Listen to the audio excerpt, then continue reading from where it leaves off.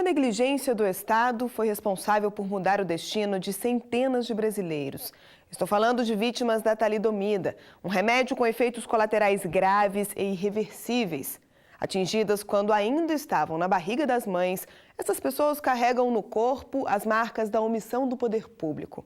Veja na reportagem de Eliane Wirtman que direitos elas possuem e por que ainda é tão difícil ter acesso aos benefícios.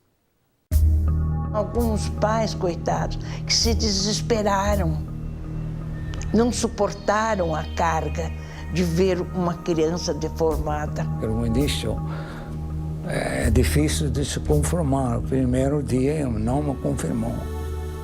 Eu falei, não, ela tem de morrer, não pode viver. A talidomida chegou ao Brasil em 1958 e, assim como em outros países, o remédio passou a ser usado para diminuir enjoos durante a gestação. Talidomida, o que é a talidomida? Era uma ilustre desconhecida. 50 anos atrás, ninguém nunca tinha ouvido dizer que uma medicação interferisse numa gestação. Desenvolvida por um laboratório alemão, a talidomida foi comercializada em 146 países. Foi barrada apenas dos Estados Unidos, onde na época estudos preliminares foram considerados insuficientes para descartar a possibilidade de efeitos colaterais. E eram mesmo.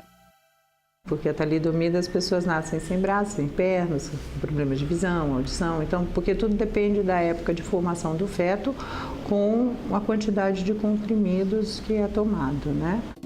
Mas os outros países, incluindo o Brasil, só chegaram a esta conclusão tarde demais. Na época era o remédio de moda e foi receitado.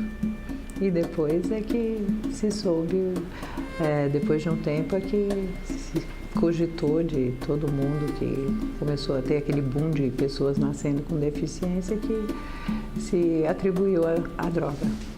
Em todo o mundo, milhares de crianças nasceram com a focomelia, o encurtamento dos braços e pernas junto ao tronco. Foi o que aconteceu com Cláudia e tantos outros brasileiros. Por que comigo? Por que Deus? Por que minha mãe tomou? Por que a sociedade rejeita? Para a maioria dessas perguntas, Cláudia sabe que nunca vai ter a resposta. Mas ela foi atrás de outras. Em 1992, a moradora de São Paulo fundou a ABPST, a Associação Brasileira dos Portadores da Síndrome da Talidomida. O desafio era defender os direitos das vítimas.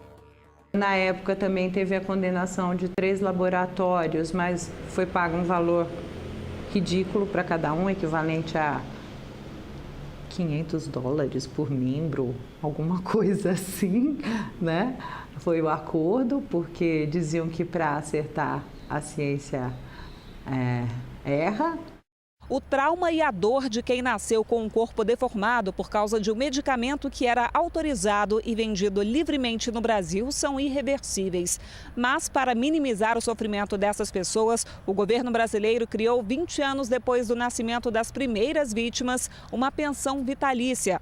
Além disso, elas têm direito a uma indenização também garantida por lei. Os valores são calculados caso a caso e pagos pelo INSS, em função da incapacidade provocada pela síndrome da talidomida. Com isso, é atribuído um número de pontos para cada tipo de incapacidade, que varia de 0 a 2, sendo 0 quando não ausência, né, de limitação, 1 quando ela é parcial e 2 quando ela é total. A indenização parte do mesmo princípio, avaliada baseado nessa mesma perícia. Dependendo desse número, vai ser multiplicado esse número de indicadores por um valor fixo de 50 mil. E aí ele recebe uma indenização. No entanto, muitas pessoas ainda desconhecem esses direitos. Outras têm dificuldade em comprovar que as deformidades foram provocadas pelo medicamento. Uma vítima da talidomida precisou recorrer à Justiça Federal para receber a indenização do governo brasileiro. O Tribunal Regional Federal da Primeira Região condenou o INSS ao pagamento de R$150 mil. O entendimento foi deste desembargador, que foi o relator do processo.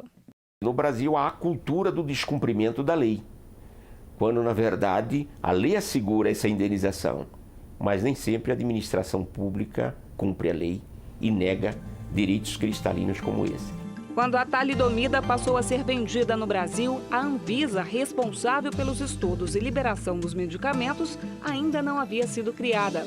Mas, apesar das consequências desastrosas e dos protestos da ABPST, a droga proibida desde a década de 60 em vários países ainda está disponível no mercado brasileiro. Hoje, o remédio é indicado para tratamento de várias doenças, entre elas AIDS, lúpus e hanseníase. O médico tem que preencher um termo de responsabilidade e esclarecimento, onde ele assina que informou o paciente minimamente os riscos desse medicamento, a forma de se fazer o tratamento, a necessidade das mulheres em idade fértil manterem a contracepção corretamente, por no mínimo 2 métodos contraceptivos, sendo um hormonal e um de barreira.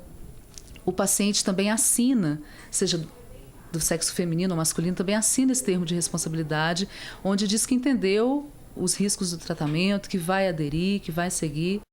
As medidas evitam, mas a realidade mostra que ainda acontecem novos casos da focomelia no Brasil. O último foi em 2010.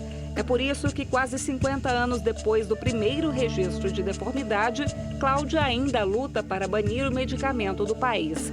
A associação também busca combater o preconceito, que ainda faz parte da rotina das vítimas, e para aumentar o valor dos benefícios concedidos no passado.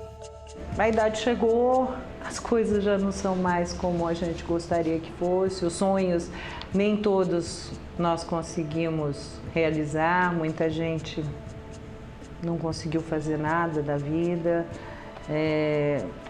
Então, assim, é o mínimo que a gente pode para garantir uma velhice um pouco menos doída.